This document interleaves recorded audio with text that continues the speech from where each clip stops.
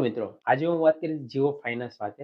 જીઓ ફાઇનાન્સમાંથી તમે કઈ loan apply કરી શકો છો, ક્રાઇટેરિયા શું છે અને કેવી રીતે તમને ફાયદો થાય છે. બધી જ માહિતી કરીશ આ વિડીયોમાં.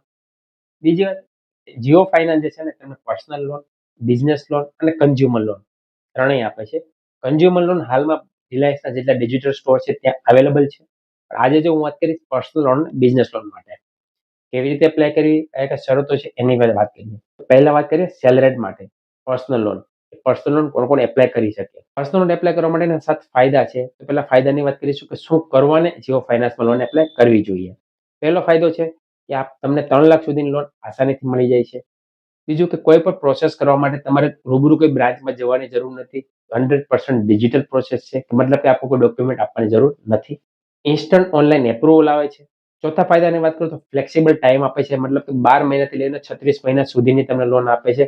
ડિપેન્ડ ઓન પ્રોફાઇલ કરે છે કે તમારી એલિજિબિલિટી, તમારા ક્રેડિટ આધારે ઓફર આપવામાં આવે છે. પાંચમો ફાયદો છે કે મલ્ટીપર્પઝ માટે તમે લોન યુઝ કરી શકો છો, કે તમારા કોઈ પણ કારણો માટે, જેમ કે મેડિકલ, ઘર રિનોવેશન, લગ્ન, કોઈ પણ પ્રકારનો હોય તમારે જરૂર, તેના માટે એપ્લાય કરી શકો છો.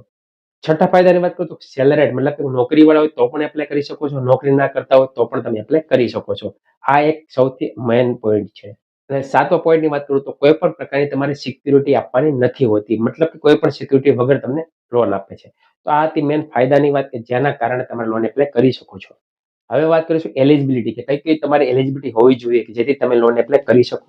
પહેલું કે તમે ભારતીય હોવો જોઈએ. બીજું કે તમારી એજ, એટલે ઉંમર તમારે 23 વર્ષથી લઈને 58 વર્ષ સુધી ઉંમર હોવી જોઈએ.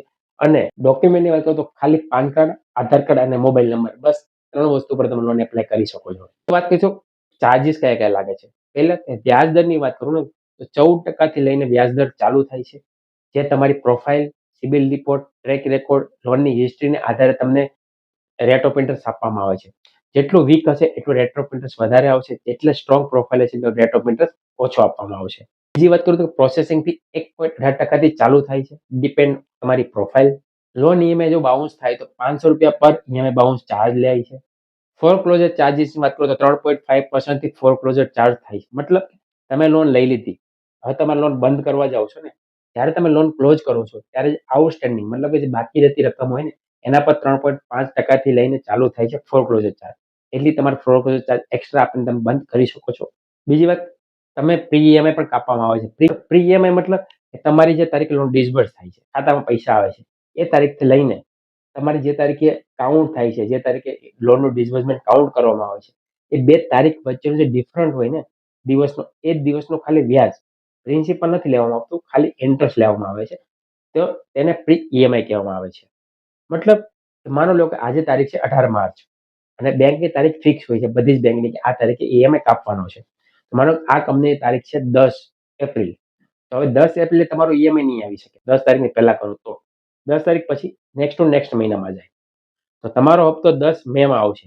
તો 10 એપ્રિલ, આજે થઈ 18 માર્ચ, આજે થઈ 18 માર્ચ, 10 એપ્રિલ, આજે બે વચ્ચેનો જે ડિફરન્સ છે જેટલા દિવસનો, એટલા દિવસનો ઈએમઆઈ કાપી લે છે, જે તમારું ડિસબર્સમેન્ટ એમાઉન્ટ એમાંથી ડિડક્ટ કરી નાખવામાં આવે. તમારી લોન ચાલુ થઈ એપ્રિલ મહિનાથી ચાલુ થાય ઈએમઆઈ ગણતરી કરવાનું, પહેલો હપ્તો તમારો કપાશે મે મહિનામાં. આ ડિફરન્ટ એમાઉન્ટ તમારે ખાલી કાપવામાં આવે છે, જેને પ્રી ઈએમઆઈ તરીકે ઓળખવામાં આવે છે. તો આ હતી જનરલ વાત. એપ્લાય કરવા માટે લિંક ડિસ્ક્રિપ્શનમાં આપેલી છે, ત્યાંથી તમે એપ્લાય કરી શકો છો. હવે વાત કરીશું બિઝનેસ લોન માટે. બિઝનેસ લોન માટે શું શું ક્રાઇટેરિયા છે, તો પહેલા વાત કરીશું ફાયદાની વાત, શું કરવાને જીઓ ફાઇનાન્સમાં લોન એપ્લાય કરવી જોઈએ. ફાયદાની વાત કરું તો ક્રેડિટ લાઇન આપે છે, સૌથી સારામાં સારો પોઈન્ટ છે, જે કે મને સારો લાગ્યો, ક્રેડિટ લાઇન.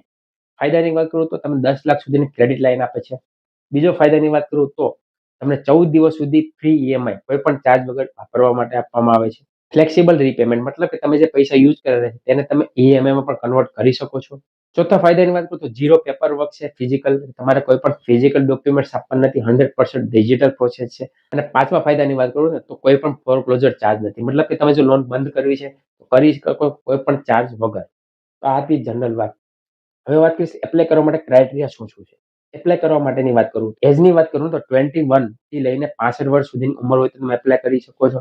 બીજું, સોલ પ્રોપ્રાઇટરશિપ વાળાને જ આપે છે, એટલે કે જો તમે પોતાનો બિઝનેસ હોય તો જ તમે એપ્લાય કરી શકો છો. પાર્ટનરશિપ, પ્રાઇવેટ લિમિટેડ કંપનીમાં એપ્લાય નહીં કરી શકશો. મતલબ કે સોલ પ્રોપ્રાઇટર, ઇન્ડિવિજ્યુઅલ બિઝનેસ કરતા હોય તો એને જ મળવા પાત્ર છે. અને મેન વાત કરું તો બિઝનેસ પ્રૂફ જરૂરી છે. બિઝનેસ પ્રૂફમાં જીએસટી, ગુમાસ્તા ધારા, ટ્રેડ લાયસન્સ, એના સિવાયનું કોઈ પણ ગવર્મેન્ટ લાયસન્સ હોય જે તમારા ધંધાને લગતું એ લાયસન્સ, જે 40 થી વધારે પ્રકારના લાયસન્સ છે તે એક્સેપ્ટ કરે છે. તો જો આ તમારી પાસે ડોક્યુમેન્ટ હોય તો તમે એપ્લાય કરી શકો છો. એપ્લાય કરવા માટે લિંક ડિસ્ક્રિપ્શન બાયોમાં આપેલી છે, ત્યાંથી તમે એપ્લાય કરી શકો છો. અને આગળની પ્રોસેસ કેવી રીતે એપ્લાય કરવી, પ્રેક્ટિકલ જાણવું હોય ને તો કોમેન્ટ જરૂરથી કરજો કે પ્રેક્ટિકલ વિડીયો કેવી રીતે એપ્લાય કરવી. તો તેના માટે હું ડેડિકેટેડ વિડીયો લાવીશ જ્યાં તમે જાતે પ્રેક્ટિકલ કેવી રીતે એપ્લાય કરી શકો છો. તો આ હતી જનરલ માહિતી વાત. તો મળીએ નવા વિડીયોમાં નવા ટોપિક સાથે, જ્યાં તમે તમારી ઓફર ચેક કરીને ડાયરેક્ટ લોન એપ્લાય કરી શકો છો, પૂરેપૂરું ડિજિટલ અને કંપનીના સપોર્ટથી. તો મળીએ નવા વિડીયોમાં નવા ટોપિક સાથે. ત્યાં સુધી ધન્યવાદ. જય હિન્દ, જય ભારત.